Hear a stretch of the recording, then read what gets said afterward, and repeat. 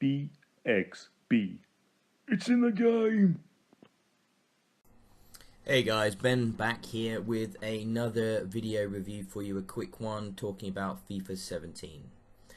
Now, this isn't exactly a video review. I mean, it is, and it isn't. Basically, when I got the copy of FIFA 17, I looked at that and I went, alright, well, there's nobody on the team that I know of that's a massive football head. I used to be when I was younger. I was massively into football, and I've dabbled in the FIFA games over the years. I'm not the kind of guy who will buy them every single year, or play them every single year, but I keep an eye on the developments, and I guess this year's development's kind of interesting.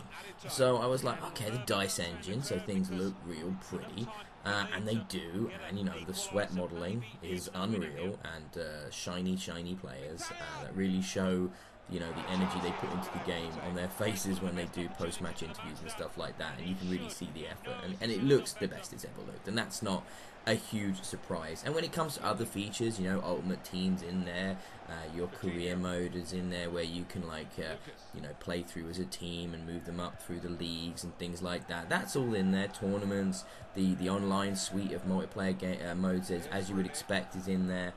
Everything you'd expect from a FIFA game is there. But the main reason I'm here, as you're watching right now, is for the journey. The story mode of FIFA. The first time there's ever been a story mode in FIFA. Basically, you play as this young man called Alex Hunter. You start as a kid, and you know, you work your way up through the exit trials, and you join a team depending on how well you do.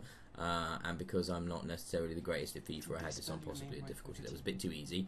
But I've been bumping it up as I go along, because there's a dynamic difficulty sort of thing that spots if you're doing too well, and can move you and suggest difficulty levels for you to increase to. So I've been doing that, and I'm around the middle point now in the game. But let me talk about Alex Hunter and his story.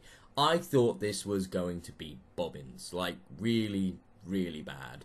Like, why would I care about the story of some young kid playing football, being a, you know, an overpaid sportsman in a Premier League team, and you know, it's really silly.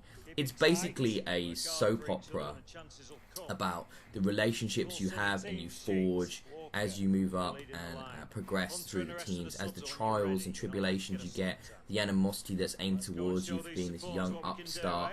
You can decide to play the game in a few different ways. You can basically, you have these dialogue options where you can play as a hothead, as cool and calculating, or as balanced. And because I wanted to be, you know, the egotistical arsehole type character, I've responded all the time as hothead. And what that means is, you know, you get a lot of fans on Twitter and stuff, but you kind of piss off your manager.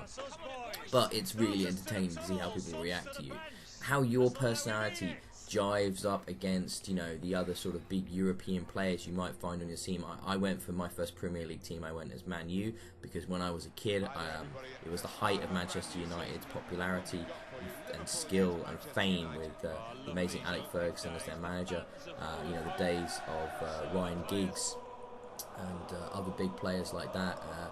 Oh, that Frenchman, whose name has now eluded me, but I'll probably kick myself for that later, and I'm just showing how much I don't know football anymore, which is kind of embarrassing.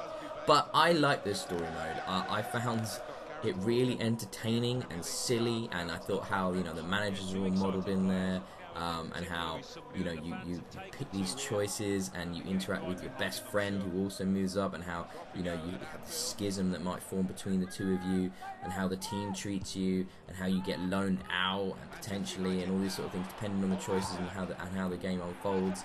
It's strangely compelling. I ended up really caring.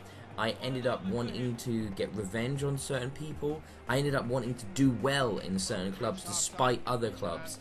It really built a sense of connection to the game. I mean, the football, when you play the game, is still great. At its core, FIFA plays brilliantly, and it has done for many years. You know, it has its little ups and downs, but you know, I think it's a really smart move on EA's part to say, look, we've got the sport simulation to a point now where there's very little we can do. Oh, we made the skill bits a bit better this year. Oh, we've done the dribbling a little bit better this year.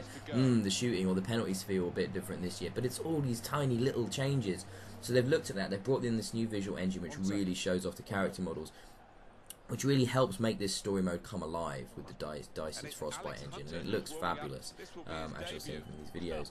But yeah, this isn't so much a review as of the whole package of FIFA 17. This is a review of the journey mode, and I really enjoy this. I really respect the gutsiness and the bravery of doing something like this for the first time, and it's fun and it's silly, and you care in spite of yourself.